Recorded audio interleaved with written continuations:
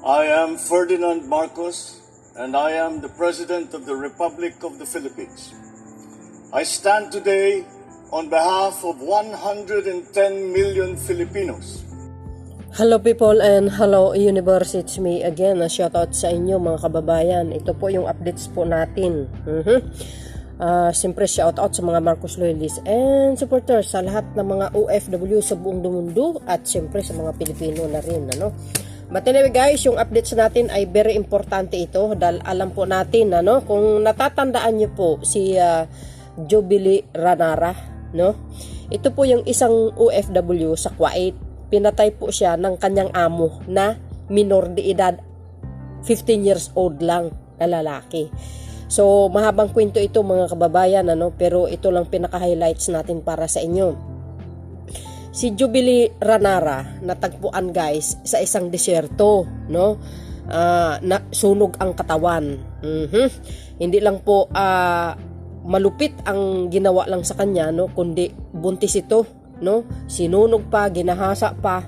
Ayon, ang gumawa nito guys, walang iba kundi yung anak ng amo niya na 15 years old. Pero sabi ko nga, hindi po magagawa nung 15 years old lang na lalaki kung walang tumulong dito, So dahil diyan mga kababayan, lumabas po ang balita galing po sa Department of Migrant Workers. Kung nakikita nyo yan mga kababayan, at lumabas na rin po yung hatol ng korte dyan sa Kuwait. Well, kung ako ang tatanungin nyo, dapat for life in prison yung salot na yan.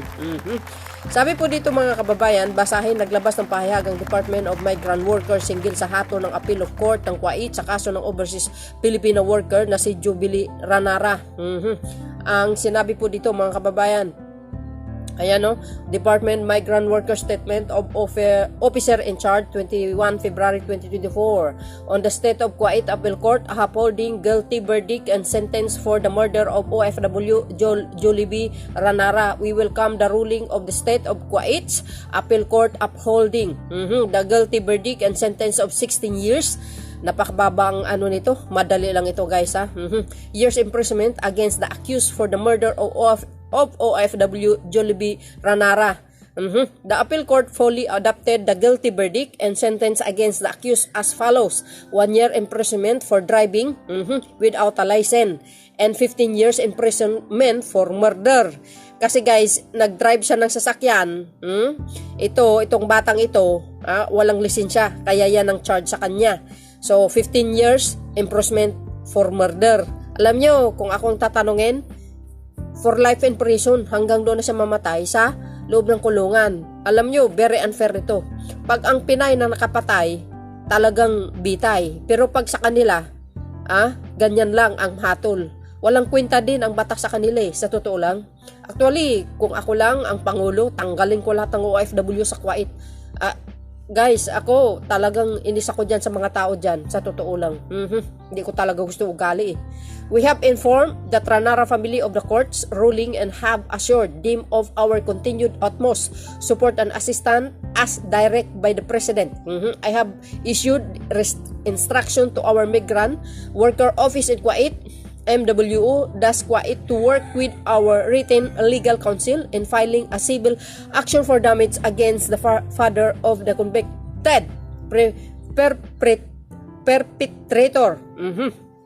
Hans Jueji Kakdak, Undersecretary of In Charge, Department of Migrant Worker.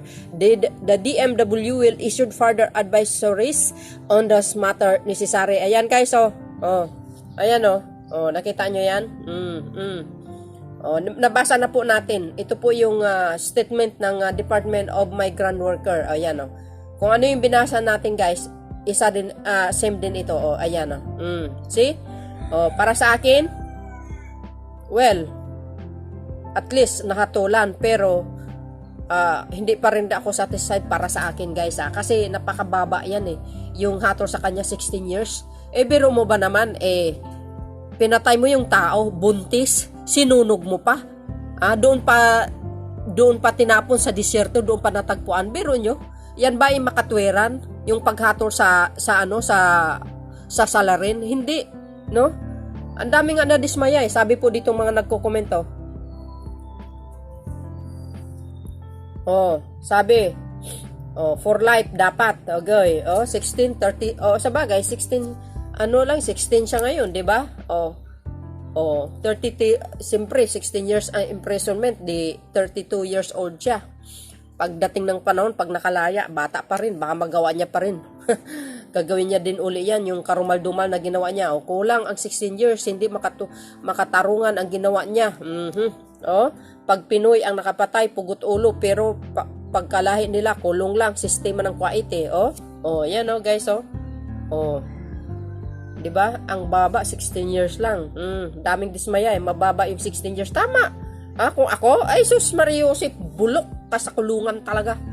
Oo, mababa pa ang parusa at makakalaya pa rin, madali lang ang taon. Kapag nakalayaan, pwede uli niya yun. O tama, pwede niya ulit gawin. Pero yun, buhay na kinuha niya, kahit kailan hindi maibabalik pa. O, tama yan. Ito mga Pinoy na nagko-comment, hoping makulong na kriminal na yan. O, yes, makukulong yan talaga. Naku, kailan pa magiging totoo? O, yan, no? Sus Mariusip. Alam mo, itong bansa na ito, gigil ako dito sa totoo lang. So, yun, mga kababayan.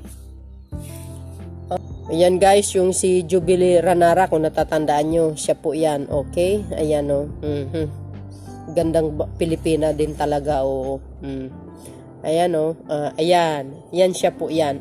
Alam nyo ang balita na ito noon, no? Okay yun guys. At least, nakamtan niya ang tawag dito, nakamtan niya yung hustisya, mga kababayan. Pero kulang. Ayan, ang hatol po doon sa nakapatay. But anyway, mga kababayan, maraming salamat sa inyong watching. Don't forget to like, hit the button bell para lagi kayong update sa aking mga upload videos. Bye, and babus, God bless Philippines. Siyempre, yung pamilya ni Jubilee, medyo nakakahinga din ng maluwag. Kaso lang, mga kababayan, maraming mga Pilipino na hindi sang-ayon dito sa 16 years lang. Napaka-unfair talaga, kawawa talaga, no?